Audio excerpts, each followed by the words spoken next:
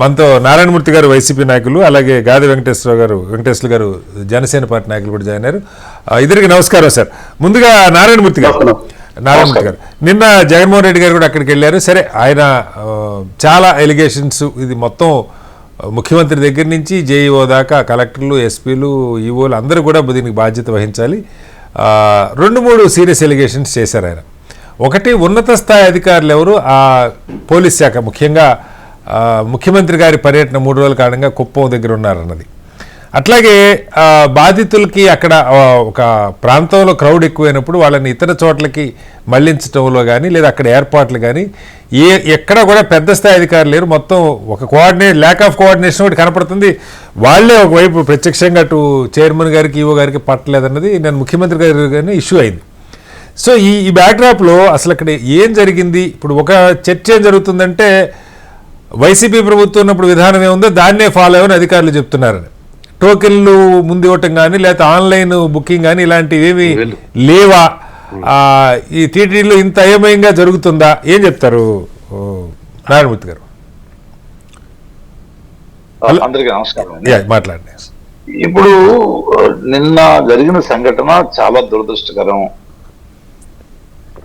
ఏదేమైనా ఈ ప్రభుత్వం నిర్లక్ష్యం వల్ల టీటీడీ ఉన్నతాధికారులు మళ్ళీ సీఎం గారు వెళ్ళి ఏం చేశారు, ఎవరైతే ఆ పైన ఉన్నారో వాళ్ళందరినీ కాపాడే కార్యక్రమం చేస్తా ఎవరినో కిందని గ్రౌండ్ లెవెల్లో ఉన్న వాళ్ళు వాళ్ళని బలి చేద్దాం అనేటటువంటి కార్యక్రమం చేస్తున్నారు. కింద వాళ్ళు చేయలేదు అంటే పైన ఉన్న వాళ్ళు పర్యవేక్షణ లేకే కదా. వాళ్ళు ఎందుకు రివ్యూ మీటింగ్లు పెట్టుకోలేదు, దానికి సమాధానం చెప్పట్లా. తర్వాత 1 by 1 వెళ్ళి అక్కడ వాళ్ళని మళ్ళీ, ఇప్పుడు సీఎం గారు వెళ్తున్నారు, సీఎం గారు పరామర్శిస్తున్నారంటే మళ్ళీ డిప్యూటీ సీఎం ఏంటి? కాదు, ప్రభుత్వం తరఫున అత్యున్నత అధికారం ఉన్న వ్యక్తి ఎవరు? సీఎం గారు. సీఎం గారు వెళ్ళేటప్పుడు మళ్ళీ డిప్యూటీ సీఎం అయ్యాడు. డిప్యూటీ సీఎం తర్వాత మళ్ళీ మినిస్టర్ అట.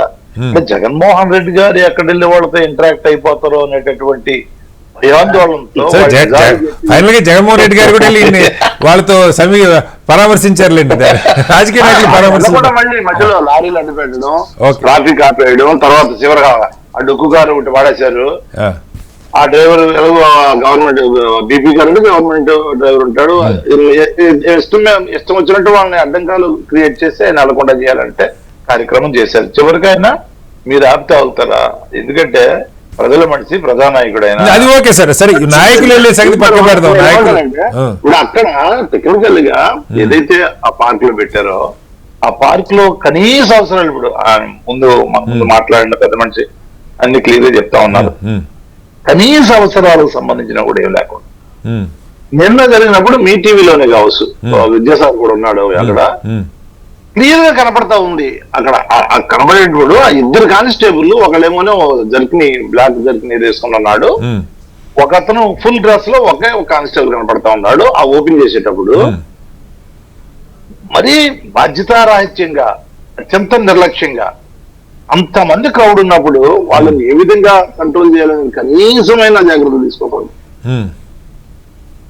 మీరు ఎంతమందికి ఉంటే ఎంతమందిని పెట్టుకోవాలి, ఎంతమంది జనం ఉంటే ఎంతమంది పోలీసులు పెట్టుకోవాలి, కనీసమైన ప్రోటోకాల్ పాటించకుండా, కనీసమైన చర్యలు తీసుకోకుండా వీళ్ళు గాలికి వదిలేసినట్టుగా టక్కన డోర్లు తీస్తే ఛార్జింగ్ ఏమవుద్ది? వీళ్ళు ఆ క్రౌడ్ అంతా కూడా ఒకసారి నేను ముందు వెళ్ళాలి అనేటువంటి దీంతో కొన్ని బారికేడ్లు ఏర్పాటు చేసి ఒక లైన్ క్యూ ఫామ్ చేసే కార్యక్రమం చేస్తుంటే సరిపోయి ఉండేది.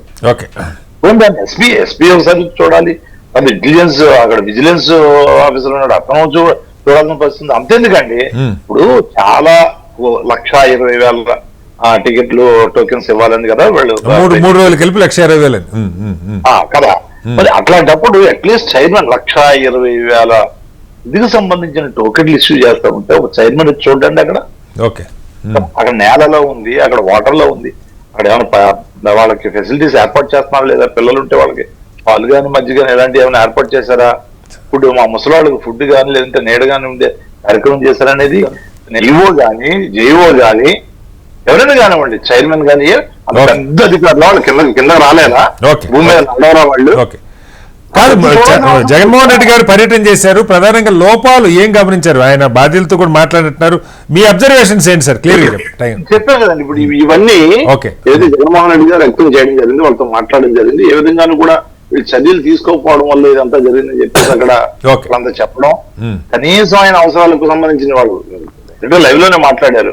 ఓకే. ఈ మనం ఏదో మాట్లాడుకున్నామో వృద్ధులకు ఆహారం కానివ్వండి, లేదా వాళ్ళు నీడ లాంటిది కానివ్వండి, లేదా క్యూ ఫార్మేషన్ కానివ్వండి, క్లియర్ చెప్పారు. క్యూ అన్న ఒక క్యూ ఏర్పాటు చేసి ఉంటే ఇది జరుగుండేది కాదు. అందరినీ ఒకేసారి ఏదో దొడ్లు పశువుల దొడ్లో కట్టేసినట్టుగా ఒక చిన్న ప్లేస్ లో వాళ్ళందరినీ కట్టేసి క్లోజ్ చేసి ఒకసారి ఓపెన్ చేయడం వల్ల వీళ్ళంతా 1 by 1 వెళ్లకుండా వాళ్ళు మీద పడిపోయి అందరూ ఒకేసారి వెళ్ళాలని ప్రయత్నం చేయడం వల్ల జరిగిందని క్లియర్ చెప్పారు. Right sir, right. అదేవిధంగా వీళ్ళందరినీ బయట పంపించేద్దాం, జగన్మోహన్ రెడ్డి గారితో మాట్లాడకూడదని రాకుండా పంపించేసేయాలి, డిశ్చార్జ్ చేసేయాలి, త్వరగా వెళ్ళిపోండి.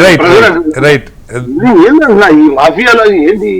సరే, మళ్ళీ వస్తాను నారాయణమూర్తి గారి దగ్గరికి.